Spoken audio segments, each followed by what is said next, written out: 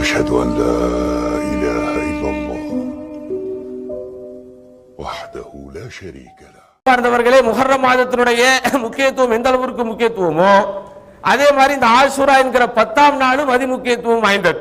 காரணம், இந்த ஆஷுரா என்கிற இந்த 10வது நாளில் தான், முஹர்ரம் மாதத்தினுடைய 10வது நாளில் தான் அல்லாஹ் சுப்ஹானஹு வ தஆலா மூசா அலைஹிஸ்ஸலாத்து வஸ்ஸலாம் அவர்களை கொடுங்கோலன் ஃபிரௌனிடம் இருந்து காப்பாற்றினான். ஃபிரௌன் என்பவன் ஒரு சாதாரணமான எதிரி அல்ல. இஸ்லாமிய மார்க்கத்தை பொறுத்தவரை, அல்லாஹ்வுடைய வேதத்தை பொறுத்தவரை அதனுடைய அடிப்படைகள் அமைந்திருப்பது நபிமார்களுடைய பிரச்சாரத்தை மையப்படுத்தித்தான். குர்ஆனில் வரலாறுகள் சொல்லப்பட்டிருந்தாலும் அது நபிமார்களுடைய வரலாறு தான். குர்ஆனில் நல்லொழுக்கங்கள் பற்றி சொல்லப்பட்டாலும் சரி, இதை செய்யுங்கள் இதை செய்யாதீர்கள் என்கிற ஏவல் விளக்கல்கள் வந்தாலும் சரி, அது எல்லாமே ஏதோ ஒரு நபியுடைய வாழ்க்கையோடு சம்பந்தப்பட்டு தான் இருக்கும். தத்துவங்கள் பேசப்படுவதாக இருந்தாலும் சரி, அறிவுரைகள் சொல்லப்படுவதாக இருந்தாலும் சரி, உபதேசங்கள் கூறப்படுவதாக இருந்தாலும் சரி, உண்மைகளை எடுத்துரைப்பதாக இருந்தாலும் சரி, நன்றாக நீங்கள் படித்து பார்த்தால் அந்த குர்ஆனுடைய எல்லா விஷயங்களும் ஏதோ ஒரு நபியினுடைய வாழ்க்கையோடு சம்பந்தப்பட்டு தான் இருக்கும். அதில் மூசா என்கிற இந்த இறை தூதர் மிக மிக மிக மிக முக்கியமானவர். அல்லாஹ் சுப்ஹானஹு வ தஆலா மூசா அலைஹிஸ்ஸலாத்துடைய வரலாறை தான் நமக்கு என்ன செய்யறான், குர்ஆனில் அதிகமாக சொல்லி காட்டுகிறான். எந்த அளவிற்கு என்றால், குர்ஆனில் சுமார் 34 அத்தியாயங்களில் 136 இடங்களில் மூசா நபியை பற்றி வருகிறது. குர்ஆன்ல 114 அத்தியாயங்களில் 34 அத்தியாயங்களில் மூசா நபியின் வரலாறு வருகிறது. அதில் 136 இடங்களில் மூசா நபியின் பெயர் வருகிறது. அந்த அளவிற்கு ரொம்ப முக்கியமான ஒரு இறை தூதர் மூசா நபி, அப்படிதானே? அதனால தான் ரசூலுல்லாஹி ஸல்லல்லாஹு அலைஹி வஸல்லம் அவர்களுடைய வாழ்க்கையில நிறைய சந்தர்ப்பங்களில் என்ன செய்யறாங்க, மூசா நபியை நினைவு கூறுகிறார்கள். தங்களுடைய சமூகத்தில் இருந்து எந்த பிரச்சனைகளை இவர்கள் எதிர்கொண்டாலும், குறிப்பாக கேட்கக்கூடாத கேள்விகளை குதர்க்கமாக யாராவது கேட்கும் போதெல்லாம் நபி ஸல்லல்லாஹு அலைஹி வஸல்லம் மூசா நபியை தான் நினைத்து பார்ப்பார்கள். ரஹிமல்லாஹு மூசா, மூசா நபிக்கு அல்லாஹ் அருள் புரிவானாக அப்படின்னு பல கட்டங்கள்ல துஆ பண்ணி இருக்கிறாங்க.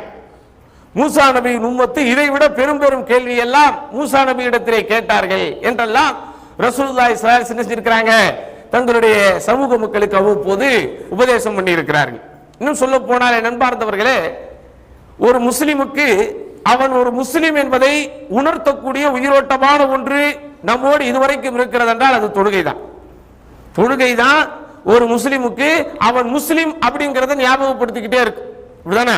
நம்ம ஒரு பொறுப்புல இருக்கிறோம் அப்படின்னு சொன்னா அந்த பொறுப்பில் நாம் இருக்கிறோம் என்பதை ஞாபகப்படுத்துவதற்கு சில விஷயங்கள் நடந்துகிட்டு இருக்கணும். நான் பாட்டுக்கு ஒரு கூட்டத்துக்கு தலைவனாகிட்டேன், எனக்குன்னு எந்த பொறுப்பு யாரும் தர்றதில்லை, என்னை யாரும் தொடர்பு கொள்றதில்லை, என்னை யாரும் அணுகிறதில்லை, என்னிடத்துல யாரும் ஆலோசனைகள் கேட்பதில்லை, நான் எதையாவது சொன்னா அதை செய்யறதுக்கு ஆள் இல்லை அப்படின்னா நான் ஒரு தலைவனா? நான் தலைவன் என்பதை நான் ஞாபகம் ஊட்டிக் கொள்வதற்கு என்னிடத்துல என்ன இருக்குது, அப்படிதானே? இப்படி ஒவ்வொருத்தரும் சிந்திச்சு பார்க்கணும். நீங்கள் ஒரு நிறுவனத்திலே ஒரு பொறுப்புதாரியாக இருக்கிறீர்கள், உங்களிடத்திலே ஒரு பதவி கொடுக்கப்பட்டிருக்கிறது என்றால் அந்த பதவிக்குரிய நபராக நீங்கள் இருப்பதை ஞாபகம் ஊட்டுவதற்கு சில விஷயங்கள் உங்களை சுற்றி நடந்து கொண்டே இருக்கணும். அப்படி நடந்தாதான் நீங்க அந்த பதவியில் இருக்கிறீங்கன்னு அர்த்தம், அப்படிதானே? எனக்கு பிறந்த பிள்ளைகள் அவ்வப்போது என்னை வாப்பா அப்படின்னு கூப்பிட்டாதான் ஓகே நான் வாப்பா ஆயிட்டா அப்படிங்கிறது ஞாபகத்துக்கு இருக்கு. அதுக்கு பாட்டுக்கு ஒரு பள்ளத்தாக்குல போது நான் பாட்டுக்கு ஒரு பக்கத்து போறேன், என்னை அதுக்கு கண்டுக்கிறதே இல்லை, என்னிடத்தில் அவர்கள் பேசுவதும் இல்லை, நான் பேசுவதை அவர்கள் கேட்பதும் இல்லை என்றால் நான் தந்தை என்பதை எனக்கு ஞாபகப்படுத்தக்கூடியது என்ன இருக்குது? அந்த மாதிரி என் அன்பார்ந்தவர்களே, நீங்க கொஞ்சம் சிந்திச்சு பாருங்க. நீங்க முஸ்லிம் தான் என்பதை உங்களுக்கு உணர்த்துவதற்கு என்ன இருக்கு நம்ம கிட்ட? தொழுகை தான் இருக்கு மினிமம். அந்த தொழுகையும் போயிடுச்சுன்னு வைங்க, எதுவுமே இல்லைன்னு அர்த்தம். அதனாலதான் அல்லாஹ்வுடைய தூதர் சொன்னாங்க, லஹதுல்லதி பைனனா வ பைனஹும் அஸ்ஸலா ஃபமன் தரக்கஹா ஃபகத் கஃபர. எனக்கும் அதாவது நமக்கும் பிறருக்கும் இடையே இருக்கிற வித்தியாசமே தொழுகைதான், நமக்கும் பிறருக்கும் இடையே இருக்கிற உடன்படிக்கையே தொழுகைதான். அந்த தொழுகையை ஒருவன் முறிக்கிறான் என்றால், அந்த தொழுகையை ஒருவன் மறுக்கிறான் என்றால் அவன் நிராகரித்து விட்டான் அப்படிங்கிறாங்க. அப்ப தொழுகை தான் நண்பார்ந்தவர்களே உயிரோட்டமான ஒரு எடுத்துக்காட்டு, உயிரோட்டமான ஒரு உதாரணம். எனக்கு என்னையே நான் ஒரு முஸ்லிம் அப்படின்னு உணர்ந்து கொள்வதற்கான ஒன்று. ஆனா இன்னைக்கு சமுதாயத்தினுடைய சாபக்கேடு, பெரும்பான்மையானவர்கள் தொழாமல் இருக்கிறார். பெரும்பான்மையானவர்கள், அதிலும் சாபத்திலும் மிகப்பெரிய சாபக்கேடு, தொழுகைக்காக கடைகள் மூடப்படக்கூடிய, ஒவ்வொரு வக்துக்கும் குறைந்தபட்சம் 5 இடங்களிலிருந்து 10 இடங்களிலிருந்து பாங்கு சப்தம் கேட்கக்கூடிய இந்த நாட்டிற்கு வந்தும் தொழுகையை 5 நேர தொழுகையை வழக்கமாக்கி கொள்ளாத பழக்கமாக்கி கொள்ளாத யாரேனும் இருந்தால் என் அன்பார்ந்தவர்களே, தெளிவாக நீங்கள் புரிந்து கொள்ளுங்கள், உங்கள் வாழ்க்கையில் நீங்கள் அடைந்த இதைவிட பெரிய சாபம் எதுவுமே கிடையாது. சுட்டி காட்டுகிறேன் அல்லது குத்தி பேசுகிறேன் என்று நினைக்க கூடாது. நானாக இருந்தாலும் சரி, நீங்களாக இருந்தாலும் சரி, இந்த நாட்டிற்கு வந்து ஐங்காலம் தொழுகைக்காக என் திசைகளில், 4 திசைகள் அல்ல, என் திசைகள். நான் என் திசைகள் என்று சொல்வதற்கு வடமேற்கு, தென்கிழக்கு அப்படின்லாம் சொல்றாங்களே, இப்படி நீங்க அப்படி ரவுண்டாக இப்படி எல்லா திசைகளில் இருந்தும் பாங்குக்காக சத்தங்கள் எழுப்பப்பட்டு, காரணமே நீங்கள் சொல்ல முடியாத அளவிற்கு எங்கே சென்றாலும் உங்களுக்கு தொழுகைக்கான வசதி. காரணத்தை தேடாதீங்க. நான் சைட்ல இருக்கிறேன், நான் ரொம்ப உள்ள இருக்கிறேன், நான் பள்ளிவாசலுக்கு தள்ளி இருக்கிறேன். கொஞ்சம் நீங்க சுத்தி பாருங்க பிரதர், நீங்க இருக்கிற அதே இடத்துல 4 தொழுகையாளி நிற்பான். அவனுக்கெல்லாம் எப்படி தொழ முடியுது? தொழுகையாளி சைட்டுக்குள்ள போனா சைட்ல அவனுக்கு ஒரு முசல்லா தொழுகை இடம் வந்துடும். தொழுகையாளி பிரயாணத்துக்கு போனா அவனுக்கு தொழுகை இடம் கிடைச்சிரும். நீ தொழுகை தொழுது தொழுது பழக்கம் இல்லாதவன், வழக்கம் இல்லாதவன். நம்முடைய ஊர்ல பாருங்க, அல்லாஹ் அக்பர், ஜனாசாவை தூக்கி கொண்டு வருவார்கள். இப்படி ஜனாசாவை தூக்கி கொண்டு வருவார்கள், ஜனாசாவிற்கு பின்னாலே வருவார்கள். உள்ள வச்சதோட அவன் கடமை முடிஞ்சுன்னு வெளியே போயிடுவான். ஏன்டா தொழுவல்ல? அதுக்கு ஒரு காரணம் சொல்லுவோம். அந்த காரணத்தை நான் மேடையில் சொல்ல முடியாது, பெரும்பான்மையானவர்களுக்கு உங்களுக்கு தெரியும். இப்படி ஒரு காரணத்தை சொல்லிவிட்டு தொழாமலேயே இருப்பார்கள். எப்படித்தான் அவர்களால் தொழாமல் இருப்பதை போதுமாக்கிக் கொள்ள முடிகிறது அல்லது பொருதி கொள்ள முடிகிறது என்பது தெரியவில்லை. அல்லாஹ் அக்பர். சரி, விஷயத்துக்கு வாங்க. அப்போ ஒரு முஸ்லிமுக்கு அவன் ஒரு முஸ்லிம் என்பதை உணர்த்தக்கூடிய ஒரு அடிப்படையான மினிமமான குறைந்தபட்ச ஒன்றுதான் இந்த தொழுகை. இந்த தொழுகையை அல்லாஹ் சுப்ஹானஹு வ தஆலா நபி ஸல்லல்லாஹு அலைஹி வஸல்லம் அவர்களுக்கு எப்படி கடமையாக்கினான்னு நமக்கு தெரியும். எல்லா கடமைகளையும் பூமிக்கு அனுப்பி கடமையாக்கிய அல்லாஹ் தொழுகைங்கிற கடமையை தருவதற்கு வானத்திற்கு அல்லாஹ்வுடைய தூதர் ஸல்லல்லாஹு அலைஹி வஸல்லம் அவங்களை கூப்பிட்டான். மேராஜ் பயணத்திற்கு அல்லாஹ்வுடைய தூதர் போகும்போது அங்கதான் வச்சு உங்களுடைய உம்மத்துக்கு இதோ தொழுகையை நான் ஃபர்தாக்குகிறேன். அதுக்கு முன்னாடி வரைக்கும் என்ன இல்ல, இஸ்லாமிய சமூகத்துக்கு ஐங்கால தொழுகைங்கிறது கடமை இல்லை. காலையில 2 ரக்காத்து, மாலையில 2 ரக்காத்து, இப்படி ஒரு பொதுவாக அல்லாஹ்வை நினைவு கூறுவதற்கு தொழுது கொண்டிருந்தார்கள், அவ்வளவுதான். உம்மத்தே முகமதுக்கு அல்லாஹ் கொடுத்த பெரும் சிறப்பு, அல்லாஹ்வுடைய தூதரை வானத்துக்கு கூப்பிட்டு, இந்தாங்க நபியே, உங்களுக்கு உங்க உம்மத்துக்கு இது 50 வக்த நான் தொழுகையாக்கி கடமையாக்கி தர்றேன், எடுத்துட்டு போங்கன்னாங்க. அல்லாஹ்வுடைய தூதர் ஸல்லல்லாஹு அலைஹி வஸல்லம் குறுக்கில் எதுவும் பேசல. கொஞ்சம் சிந்திச்சு பாருங்க. 50 நேர தொழுகை என்றால் தொழுகை கால அட்டவணை போட முடியுமா? தொழுகை எல்லாம் கடமையாக்கி இருந்தா போட்டு தான் ஆகணும். ஆனா அல்லாஹ் நமக்கு எவ்வளவு பெரிய இலகுவை ஏற்படுத்தினான். யாரை கொண்டு ஏற்படுத்தினா? 50 கடமையை, 50 வக்து கடமையை அல்லாஹ்வுடைய தூதர் வாங்கிக்கிட்டு இன்முகத்தோட வந்தாங்க. ஏன் 50 வக்துங்கிறது அல்லாஹ்வுடைய தூதருக்கும் அவங்களுடைய உம்மத்தாகிய சஹாபாக்களுக்கும் பெரிய விஷயம் கிடையாது. ஏன்னா அல்லாஹ்வுடைய தூதருக்கு அவங்க ஈமான் எப்படின்னு தெரியும், அவங்களுடைய சஹாபாக்களுடைய ஈமான் எப்படியும் தெரியும். யாரும் நிச்சயமாக ஆட்சேபிக்க போவதில்லை. அபூபக்கரோ, உமரோ, உஸ்மானோ, அலியோ ரலியல்லாஹு அன்ஹும் அஜ்மஈன், சொர்க்கத்தை கொண்ட நன்மாராயம் சொல்லப்பட்டவர்களோ, பத்ரீன்களோ, ஏனைய நபித்தோழர்களோ யாராவது அல்லாஹ்வுடைய தூதர்கிட்ட கடிதம் போட்டு ஆட்சேபனை தெரிவிக்க போகிறார்களா? அல்லாஹ்வுடைய தூதரை, எங்களுடைய இயல்பு உங்களுக்கு தெரியாதா? 50 வக்து தொழுகையை கடமையாக வாங்கிவிட்டு வந்து விட்டீர்களே, நாங்கள் வேலை வெட்டிக்கு போக வேண்டாமா, விவசாயம் செய்ய வேண்டாமா, கடைகண்ணிகளுக்கு போக வேண்டாமா? அவங்க கேள்வி எழுப்ப மாட்டாங்க. அவங்களுக்கு தெரியும் அல்லாஹ்வுடைய தூதர் சத்தமெல்லாம் வாங்கிட்டு தான் வந்தாங்க. ஒவ்வொரு வானமாக இறங்குகிறார்கள். பல நபிமார்களும் இங்கே இருக்கத்தான் செய்கிறார்கள். யாரும் அல்லாஹ்வுடைய தூதரை இடைமறித்து உங்களது இறைவன் உங்களுக்கு எத்தனை தொழுகையை கடமையாக தந்தான்னு கேட்கல.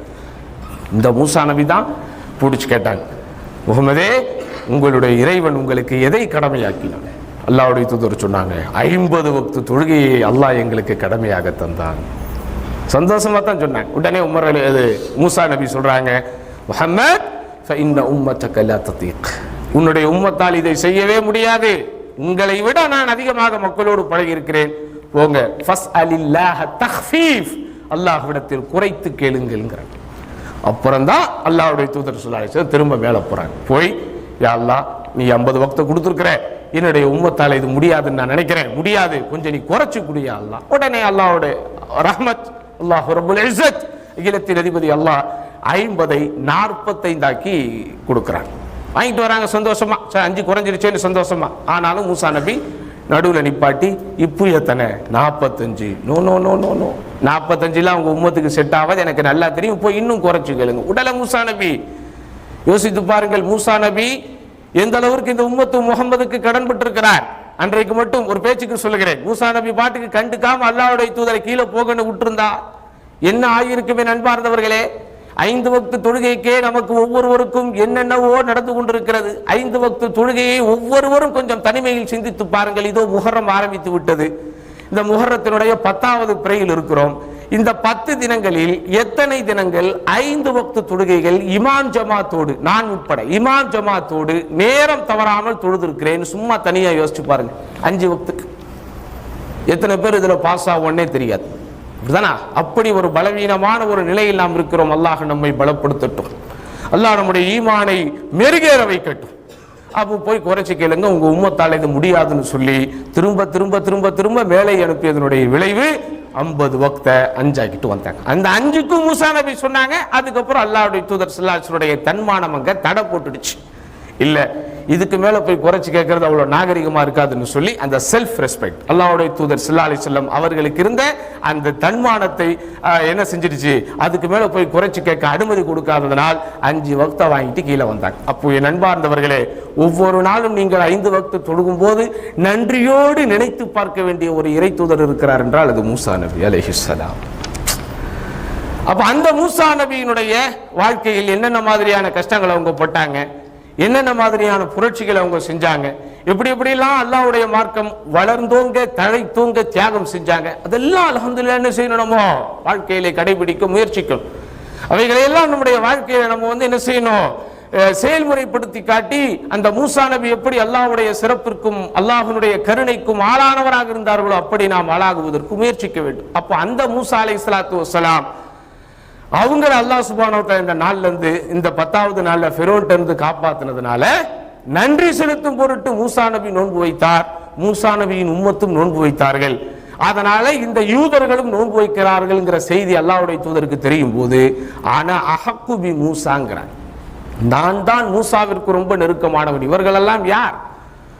இவர்களெல்லாம் யார்? இவர்களெல்லாம் பிழைப்புவாதிகள். சும்மா மூசா நபியினுடைய பெயரை சொல்லி பிழைத்துக் கொண்டிருக்கிறார்களே தவிர போலிகள்.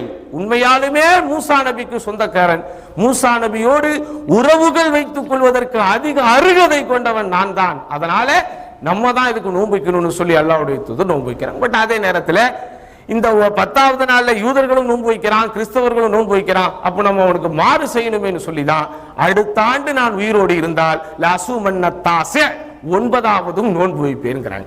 இதுக்கு இமாம் இப்னு அப்பாஸ் ரலியல்லாஹு அன்ஹு விளக்கம் கொடுக்கும்போது லசுமன்னத்தாஸ மஅல் ஆஷிர், 10ஆம் நாளோடு சேர்த்து 9ஆம் நாளும் நான் நோன்பு வைப்பேன். அடுத்த வருஷம் அல்லாஹ்வுடைய தூதர் உயிரோட இல்லை, இருந்தாலும் ரசூல் ஸல்லல்லாஹு அலைஹி வஸல்லம் சொல் என்பது செயலை காட்டிலும் வீரியம் கொண்டது என்பது சமூகத்தில் ஏற்றுக்கொள்ளப்பட்ட ஒரு நடைமுறை என்பதனால் இஸ்லாமிய சமூகம் இந்த 9ஆம் நாள் 10ஆம் நாள் நோன்பு வைத்துக் கொண்டிருக்கிறது. இதனுடைய பயனாக விளைவாக கடந்த ஓராண்டு பாவங்களுக்கு உண்டான மன்னிப்பும் நமக்கு கிடைக்கப் பெறுகிறது. 14 நண்பார்ந்தவர்களே, இஸ்லாமிய மார்க்கம் ஒவ்வொரு விஷயத்துக்கும் நமக்கு தெளிவாக வழிகாட்டுகிறது. அந்த வழிகாட்டுதல்களை உணர்ந்து தெளிந்து நம்முடைய வாழ்க்கையில் கடைபிடிக்க கூடிய நன்மக்களாக வல்ல ரஹ்மான் நம் அனைவரையும் ஆக்கியருள்வானாக என்று வேண்டி இந்த ஜும்ஆவின் முதல் உரையை நிறைவு செய்கிறேன். அகூலு கௌலி ஹாதா வஸ்தக்ஃபிருல்லாஹ லீ வ லக்கும் வஸ்தக்ஃபிஹி அன்னி வ அன்கும் வஸ்தக்ஃபிரூஹு இன்னஹு ஹுவல் கஃபூருர் ரஹீம்.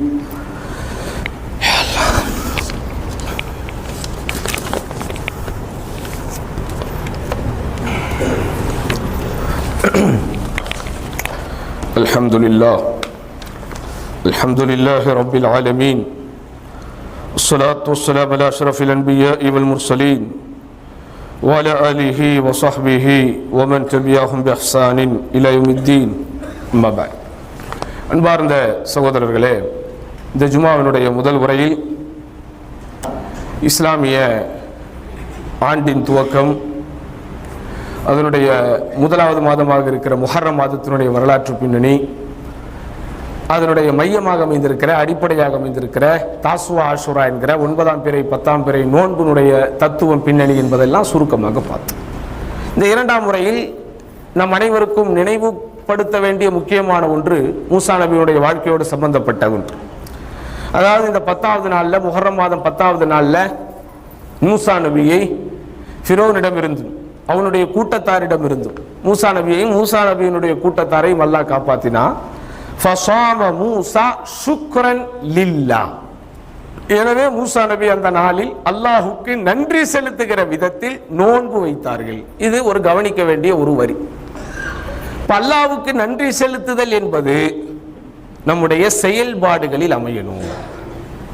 அல்லாஹ்வுக்கு நன்றி செலுத்துதல் அப்படிங்கிறது சும்மா நம்ம மத்தால பார்த்து சம்பிரதாயமா தேங்க்ஸ் அப்படின்னு சொல்லிட்டு போறதல்ல. அல்லாஹ் தேங்க்ஸ் அப்படி இல்லை.